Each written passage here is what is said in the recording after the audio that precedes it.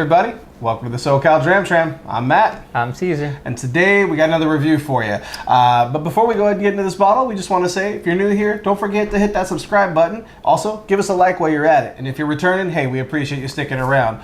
Also, before anybody gets into us too heavily in the comments, don't worry, we are abiding by all the physical distancing laws. Caesar and I happen to work together, so we pretty much quarantined together. But nonetheless, we're going to go ahead and get into this new bottle. We hope everybody's staying safe and that you're drinking well out there. Today we've got anCnoc 12 year. This is a single malt scotch from the Highlands, and I have not had this before. Loads of people in whiskytube land have had it, and I know a bunch of other people who have had it, and we're going to go ahead and get into it. What are kind of some of your expectations as we go on this? We haven't done a scotch in a few weeks. Yeah, we have it, and I'm not sure about expectations because a lot of these scotch makers, like I know what I'm in for when I'm about to try it, but I've never heard or tried of this anCnoc, so I'm curious to see what it brings. Well, and by all accounts of what I read online, it's a fairly small distillery. We've already been drinking today. A fairly small distillery. Like I said, it is a Highland, and it's coming from the anCnoc Distillery Company, and they were established in 1894. That's really all that I know about them. This is one of the bottles that I picked up basically on the recommendations of Scotch for Dummies and Aquavitae. Shout out to those guys. We hope you guys are staying well. Roy, we hope your wife is doing well. We know that she's on the front lines with all this craziness that's going on in the world, so we hope you guys are staying safe. But nonetheless, we're going to go ahead and get into this bottle right now. What are you getting on the nose? Because you're already kind of nipping at it. Yeah. I'm definitely getting some fresh flowers, like flowers that just been watered and are just very vibrant. Yeah, it's got a very like floral quality to it. Like it reminds me kind of like, when you you go to the grocery store like an Albertsons or something like that, and the first thing you see when you walk into it is kind of like their floral section. Yeah, exactly. As discount as it may be, but it hits you right in the face, especially on like a warm summer day when like the heat's been hitting the building and that's the first aroma that you get. That's kind of what I'm getting off of it right off the bat. Yeah, you got those orchids with that fresh scent because they're a good price. So. I also get a little bit of that malt in there, so I'm excited to see kind of what it goes on the palate. You get anything else off the nose? To be honest, that flower pushes past everything. So I took a small sip, and I'm gonna dive back into it. But really fruit, like a fruit character is popping out right off the bat on this guy. Before I really go much further though, I am gonna mention my coin today. I'm gonna be using new Dram Drinker coins. This is from Anthony and Nikki over in the UK. Thank you guys again for sending me this out. And this is one of those coins that I really like using. It's one of their custom coins. I don't think that they actually did this through any manufacturer. They did it themselves. I still really like this guy, so shout out to Anthony and Nikki. You guys are great. Who are you using? For my coaster coin, also wood. I love that also. And since we're reviewing a scotch on the Bayou, what up, Lee? Bam. I did get a chance to taste it though. Definitely spicy. Like I get a little bit of spice and peat as well. Like I think the peat comes through for sure. I wasn't sure because I've actually read about this, but I wasn't sure the peat was going to come through. But I definitely get a little bit of peat with this. There is definitely a little bit of peat in here for sure. I think this would be a good one for like anybody who's curious about peaty whiskeys and they want to kind of dive in to get a little bit of smoke. This is not something that's going to throw them off their rocker or anything like that. This is something that's a little bit more subtle. Kind of reminds me of the Kilkerran. The Kilkerran's got a little bit more of a funk to it, which is what I like. I think that's the only difference. Similar profiles. There's a tiny little bit of peat in there, so it's not going to be super offensive. But definitely do this before you do a Kilkerran because it's a funky adventure. I get that peat and a little bit of oak from the wood as well. Yeah, you get a little bit of those oak tannins from the back standing out.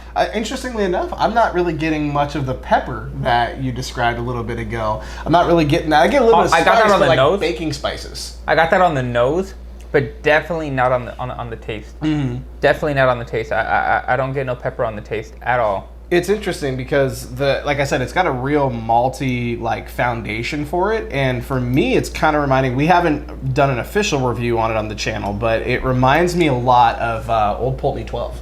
I don't remember. I don't know if you. I know you had it with me, but I can't remember if how much you had of it, so how much you'll remember. I- But it's got a very similar like malty foundation. Like when I dive into that glass, I know I'm gonna get a malt blast. I remember liking that one because I remember that was like a 8 or 10 shootout dram night. Like I remember that was a long night, yeah, folks. that was funny. I remember that being one where I was like, this one stands out. Like it's that was about 4 hours. Dave Chappelle, Eddie Murphy stand up and about 10 or 11 grams. Exactly. Yep. That was a good day. Good day. That was a really good day. So I just added about 3 drops of water on it, and right on the nose, it almost brings forth like a little bit more of that fruit quality that I was describing.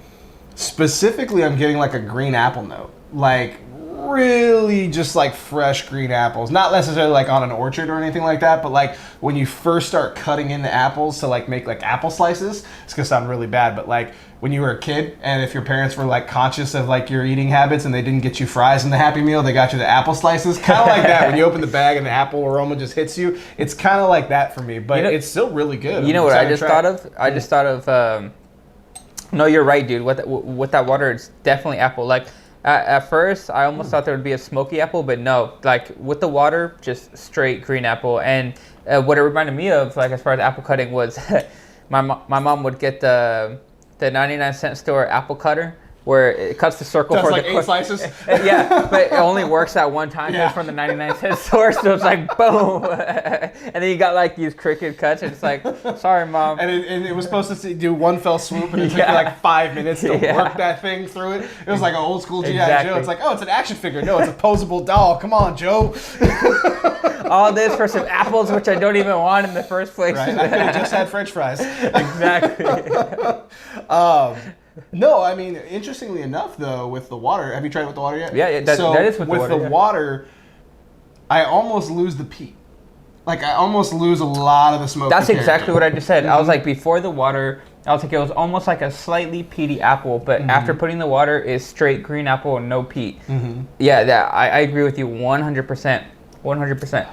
I think it's better with the water, to be honest. Yeah, it kind of mellows it out. Almost even got a little bit of like a honey crisp on the back end now. Oh, yeah. Almost as if like you took like that apple slice and kind of like just dipped it in honey. And again, fat kid, so that's something I've done. But this is actually really good. Yeah. I don't think I mentioned the price on it. Surprised. Price on this guy, I think it was $46 for what I paid for a Scotch single malt.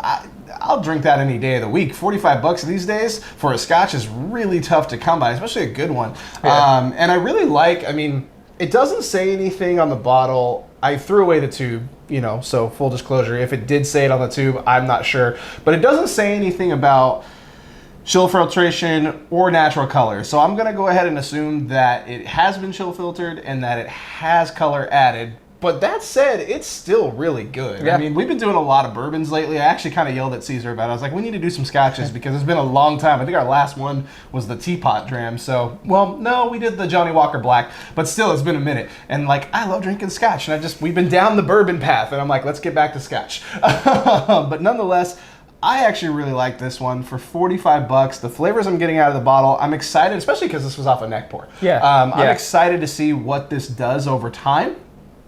I think for the value, the booze in the bottle, and it's 43% ABV. I don't think I mentioned that. $45. I'm gonna give it a 3. I'm not gonna give it a 4 just yet because again, it is just the neck pour, so it's still got a lot to give, I'm sure. But I am excited to hit this over time and kind of see what happens. This will be one that, as we go forward shooting videos and things like that, I'm sure this will always be in my warm up. And I would, based off the neck pour alone and what I'm getting right now, I'd buy this again. Oh, yeah. I'd buy it in a heartbeat. Yeah. Especially like I said, $45 for a single malt is tough to come by these days.